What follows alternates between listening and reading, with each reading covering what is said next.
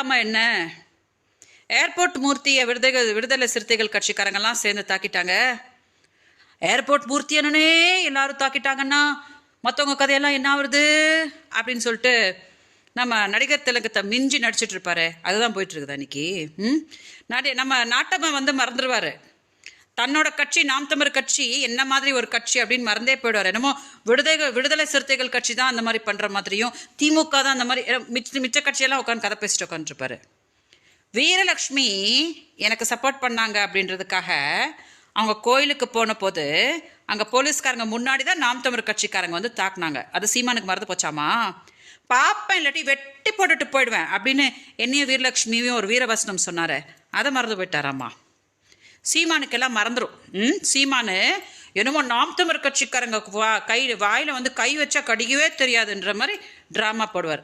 நல்லா நடிப்பார்.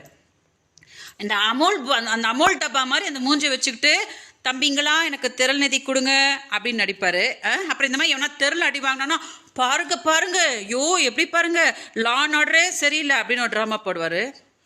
பேசுனா யூடியூப்ல உட்காந்து இந்த மாதிரி கொச்சையாக எதிர்க்க இருக்கவங்கள பற்றி பேசினா தெருள் அடி விட தான் செய்யும். சரியா? எல்லாரும் மனசில் வச்சுட்டு பேசணும். அட்லீஸ்ட் அவங்க அடித்ததோடு விட்டாங்க. சீமானோட நிலைமை என்னாச்சு பார்த்தீங்கல்ல?